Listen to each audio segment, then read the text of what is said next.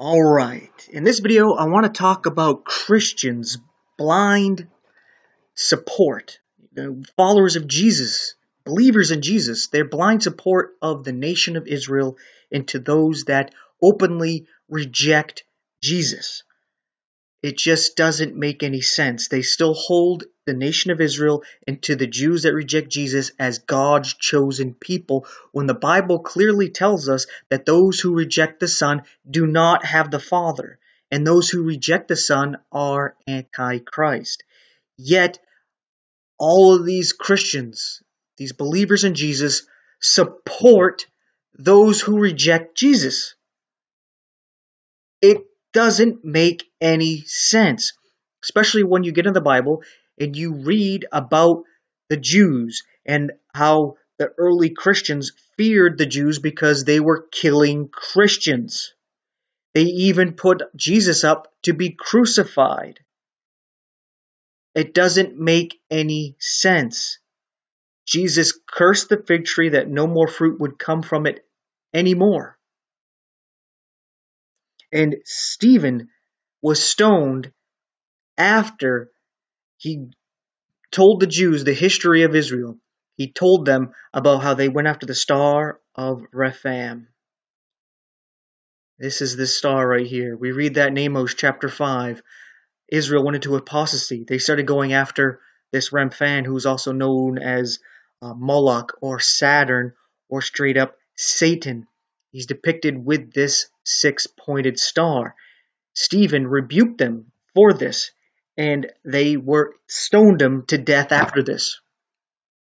And yet we blindly support these Jesus-denying Jews just because they are Jews. Jesus didn't support them. Jesus even told them that what's going to happen to them. Rome's going to come and besiege them. They're going to be so stubborn that they end up eating their own children because they're not going to give up. And it got to the point where the Romans let the soldiers do what they wanted to do when they finally broke into Jerusalem because of how just rebellious and stubborn and foolish they were. And they slaughtered the Jews. Yet, some reason, you speak out against Israel, and the Christians come and attack you as if you're anti-Semitic. Let's be like, I'm a Jew. I'm not against Jews. There's many Jews who protest against Israel because it's Zionism and it creates anti-Semitism. Israel is going to be restored when the Messiah, Jesus, restores Israel, not when the Jews restore Israel. The Jews restore it in unbelief with the star of Satan on their flag, which they call the Star of David, which does not exist. There's nothing in the Bible of the Star of David.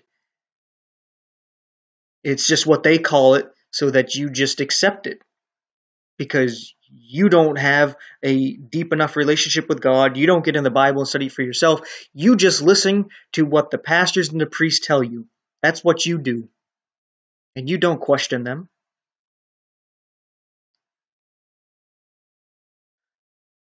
God even says, my people perish for lack of knowledge. And you may be thinking, what are you talking about? We accept Jesus, we're saved. This is the mark of the beast right here. This is your 666. And people have pledged allegiance to this and accepted this symbol. This is the mark. And whoever receives the mark of the beast is lost. That's just how it is. Now, you can take it literally where you have to receive some kind of mark like this in the hand or the forehead. But there's also the spiritual connotation to it that you bring it into your mind where you wholeheartedly believe it and accept it. But even if you don't wholeheartedly believe it and accept it, you still receive it in your hand because you still act it out. You still live it out even though you don't truly believe in it. Which I think a lot of people don't support what they're doing in their mind, but in their words and their deeds they do. So they've can receive this in their hand. And yeah, it's insane because all these Christians will be gung-ho about homosexuality and condemning homosexuals, yet Israel has the homosexual capital of the world with Tel Aviv. And Christians are completely silent about it. They worship Jews instead of worshiping God. They let the Jews do whatever they want and no questions asked, no rebuke, nothing. But if say Muslims did the same thing, Catholics did the same thing, atheists does the same thing, Christians do the same thing, Christians are going to jump up and they're going to say something. But if the Jews do it, yeah, whatever, it's okay. We're just going to pretend it's not happening. A lot of the Christians, they're standing up about what's going on with the economy being closed down because of this boogeyman going around, and they're against putting the muzzle on their face. They're against getting the jibber jabber. Yet Israel is super gung-ho about it, where you can't get your job, you can't go into stores unless you have received a jibber jabber. And they're saying to those that refuse to take the jibber jabber that they're hindering the return of the Messiah. Yet Christians support this when Israel does not support Christianity, doesn't give two shits about it, and would destroy Christianity if it could. Just like it did with Jesus. Just like it did with the believers that went after Jesus.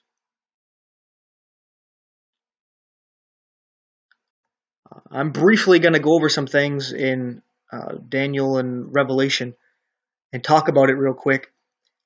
This video is more of just a slap in the face, a wake-up call. I'm going to do a deep, in-depth study of this and make a video that details this.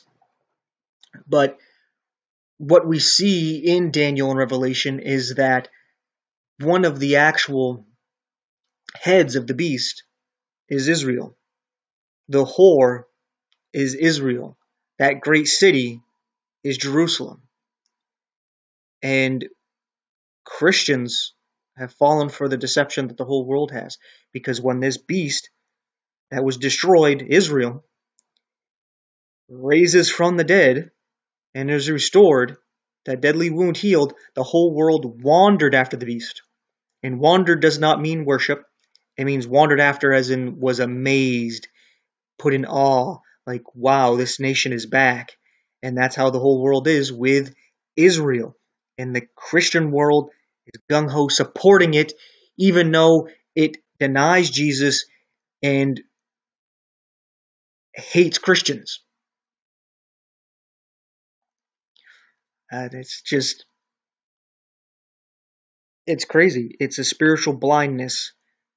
It's some kind of spell, because you can talk to people and you can reason with them, which I did in one of these Baptist groups that I'm in, and they immediately shut me down where I can't post in the groups, I can't comment in the messages, and shortly after that, they just blocked me. The owner of the group just blocked me. So doing nothing rude, nothing inconsiderate, but talking about what I'm talking about here and not agreeing with what they're saying. But anyway, just to get into this real quick, in Daniel chapter 2, we read about this statue representing the kingdoms of the world throughout time. It starts with Babylon as the head of gold, taken over by Medo-Persia, the chest and arms of silver, then by Greece, the belly and thighs of brass, then by Rome, the legs of iron. And I think it's interesting here that it says here for America, when it comes to the feet of iron and clay. And I was like, what do you mean? Iron is Rome, and it's coming down here, and so it's still partly Rome. And I was like, America. I was like, you know what? I think I'm going to leave this one in here. I'm going to put this up, which is America, and I'm going to tell you why. You see, America is mixed iron and clay. It's mixed Roman and God's people. Clay represents God's people but it's miry clay. You see, America is established on common law, right? We got the Declaration of Independence, we got the Constitution and the Bill of Rights, and it sets everybody up as their own king, as their own queen, and religious freedom. And the only crimes are as if you actually hurt or kill somebody, or if you steal or destroy somebody's property. Outside of that, there's no crime. Yet we have mixed with the Roman law, with Washington, D.C., with these contracts that we have at birth, where we have our birth certificate, our social security number, our IDs, our driver's license, signing W-2 forms, signing the tickets, signing whatever else that we're signing. We're doing all these contracts where we're mixed with the Roman law. And that's why you can get fined for nonviolent crimes and even imprisoned for nonviolent crimes where nobody is even hurt. There's no victim. There's no victim at all. Like you parking somewhere, you speeding, you going through a red light, a lot of these other things, you doing a drug that I do not condone, but it's your freedom to do, fined, imprisoned, when there's no victim. And that's because we are mixed with Roman law. So I was like, you know what? That makes sense. America's iron mixed with clay. It's perfect. It doesn't quite cleave together, but it tries to, because the people who know common law, they get free from all this stuff. And they don't get bothered by all the bull crap with the fines and the taxes and the stupid laws and regulations. They realize it doesn't apply to them. It doesn't apply to the living man or woman. I could go into that more, but that's not what the video is about. And it's also mixed with iron and clay because God's people would have represented the Jews as well. And Rome conquered Israel, and Israel said, "We have no king but Caesar," and denied Jesus. They picked Barabbas over Jesus. And they're also the harlot. If you read the Old Testament, you go through Ezekiel and other things in the Old Testament, you will see that Jerusalem, Israel, is a whore because she is in a covenant with God and she breaks that covenant. Nobody else is in that covenant. So the only explanation for the harlot of Revelation, when you can use the Bible to interpret the Bible, I had to eat some humble pie on this because I was always seeing Rome, and I think Rome is a good depiction of this harlot and is a Gentile version of it. It's like a history repeating itself and a bit of a distract from Israel actually being the harlot, a little cover. And this woman that's riding this beast, which is riding America, is Israel. There's a lot of people in the government in non-elected positions that have joint citizenship with Israel and America. That's not acceptable. That's dual allegiance. And when you look into all that, you start to see Israel is the nation of the Antichrist. The Antichrist will be a Jew, will be the head of Israel. He'll be accepted as the king of Israel, as the Messiah of Israel, unlike Jesus was. And as we also see these kingdoms also described again in Daniel chapter 7, but as beasts. You see, the nations, as we can see here, are represented as metals, very solid, right? If you notice, gold is a bit softer metal and it hardens up to iron is really hard, right? So it's unmoldable, it's stubborn, right? God's people are clay. They're moldable. But you notice this clay is miry, it's sinful, it's dirty, it needs to be cleaned up. But it's still clay, right? And if you notice here about the beasts, it's the same thing. It's depicting the kingdoms as beasts, but there's a woman that rides the beast. So it's depicting something of mankind. It's human. It's not animalistic, referring to God's people. As you see, Babylon is depicted by a lion, a beast. And then you see Medo-Persia, represented by a bear, another beast. Greece, represented by a leopard, another beast. Then Rome, represented by an indescribable beast as it refers to it in Daniel. But you end up getting a depiction of a dragon, especially when you compare to Revelation, this beast referred to what seems to be a dragon, and you compare it to what the Old Testament has to say about Behemoth and Leviathan through Job, the Psalms, and Isaiah, is that this beast here is the seven-headed Leviathan, the devil, the dragon, and its connection through Rome, and then Rome forming with God's people. And as you can see here, that there's actually the seven kingdoms, not because this has four heads, but you know how the beast is said to have seven heads, right? Well, the first kingdom here, Babylon, that's your first kingdom. Medo-Persia is actually two kingdoms here. Two kingdoms joined together, so that's three. You have Greece to make four. You have the Roman Empire here to represent five, and then you have the newly formed Roman Empire where it becomes Papal Rome would make a six, but in there's the seventh, which would be when it mixed with the clay or the woman that rides the beast, is Israel. That's the wound that receives, that's the beast, that's the kingdom that receives the deadly wound, because Babylon still exists as Iraq. Medo-Persia still exists as Iran. Greece still exists as Greece. Rome still exists, right? The one that was actually had a deadly wound was Israel. And Israel has been restored, the deadly wounds healed. And the whole world is wandering after the beast, right? This means that I gotta relook at Daniel and Revelation and see what that means, because that has implications that we are in the midst of either the tribulation or that we're seeing a shadow of it fulfilling before us,